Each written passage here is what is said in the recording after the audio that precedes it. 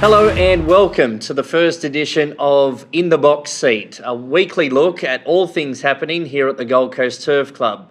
Each week I'll be joined by Gibbo to have a look at last week's results plus this week's winners, and Ella Cohen from marketing to talk all things happening in behind the scenes. And firstly, let's welcome in the panel to the first episode of In the Box Seat. G'day Gibbo. Hello Mitch. How are you? Hello Ella. How are we? Good to be here. Good weekend last week on the tip. Yeah, got a couple of winners, couple bolted in, the other couple still going. So still striking around that 50%. I've just got to get all 3 or 4 one week, and we'll be flying. Yourself? Yeah, no, we found a couple of winners last week. I think we've come up with a couple of similar. Yeah, Ming Star was very impressive. Yeah, it was 7 3/4 length win. You'd like to see them every day of the week. She was a class horse, so it was good to see her get it done. Exactly, and no big win for my one tip from last week. I think it ran 4th or 5th, so we'll try better this week. Did you polish off that red instead of no more red after the result? After seeing that it ran 4th and 5th, I did polish off the red, and I bit my words. So. And how was the action off the track last week, Ella? It was great. We had our last race day of summer, and it was huge crowd turnout. It was awesome. Another great day's racing. The weather really turned it on for us. So a lot of people out here. I think when I left at around 6 o'clock GG's, with the music was going off. So it was a lot of fun off the scene, behind the scenes. Let's have a look at what's coming up behind the scenes here at the Gold Coast Turf Club, and obviously there's a big promotion now with the Coast to Coast race day, including the Hollindale Stakes meeting. Yes, a very important day that we love so much here at the club is heading on holiday up to the Sunshine Coast, and we're very excited for that.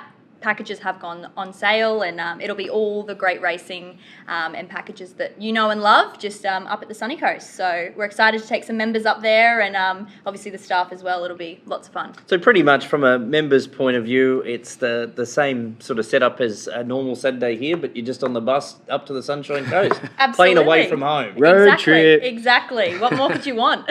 And also too, the Turf Club are starting to talk to trainers about getting some of the key players involved in that Hollindale Stakes program coming up, the Group 2 $500,000 race. Of course, last year won by Zaki, who has slightly gone amiss at the moment, but there is some chance that he may venture to Queensland after a little setback in Sydney. And how good, just before we leave that subject, the synthetic track, everyone said it was going to be a great place to train horses. How good have the Gold Coast horses been going? Yep. We're talking to each other off air, trifling, the vows, multiple winners in town. It just proves what everyone was saying, the synthetic track's a great place to train. Exactly right. And we've had results over the last few weeks of Brisbane horses having good success, particularly the trainers from Eagle Farm like Chris Anderson. Yep.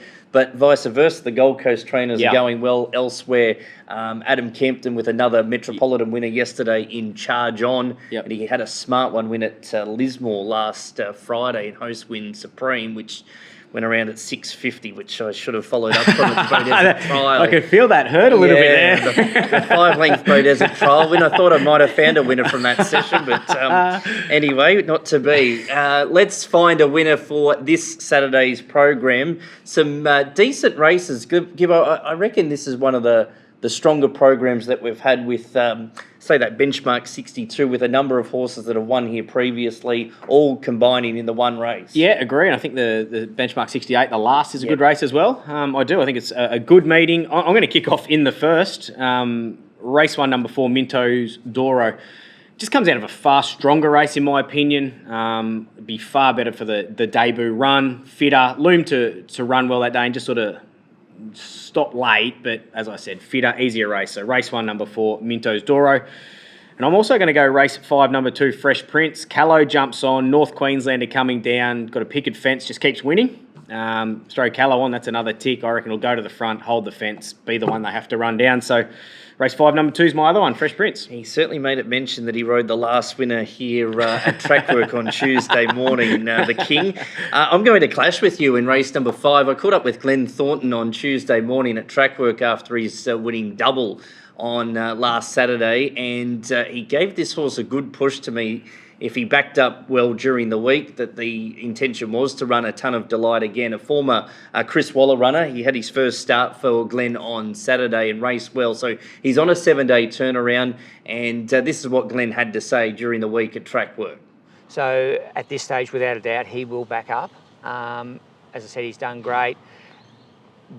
A bad barrier would be good for us. We don't want to draw good with him. Knowing our luck, we'll probably draw one, but we actually want to draw. We would prefer to draw wide because, as you would have seen in the run, when the pace came out of the race today, he got over racing and that, and he sort of couldn't go anywhere. So I think he possibly could end up outside the leader if they take the speed out of the race. But the way he raced was actually the way he trialled here, so it sort of doesn't. I don't think it'll really worry him.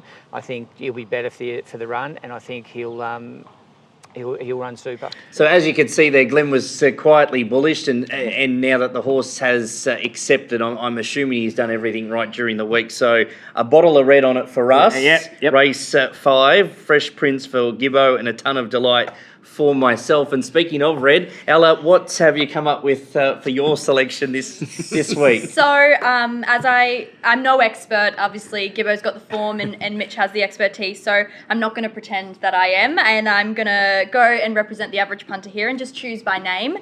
So, in saying that, I looked at the form, had a quick look over everything, and I've gone for Hemsworth in race 4, number 2. Now, I'm sure you're not surprised why I've gone for that name. No. It is just the decision whether I'm going for Chris Hemsworth or Liam Hemsworth. Yeah, That's just I've been told I look like a fourth brother, but I thought that's why maybe. So look, we'll hope for the best, but I'm definitely choosing by name here. So you never know. Luck of the draw.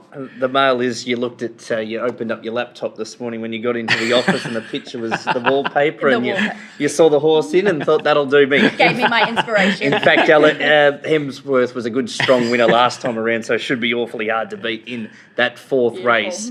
So that's a look at what's coming up this weekend here for QMS Media, a big sponsor at the Gold Coast Turf Club. It's their race day on Saturday. It's their 2nd year back. They're a great sponsor, and we're very excited to have them. Looking forward to the weekend's racing action. Hopefully we've found a couple of winners here on In the Box Seat.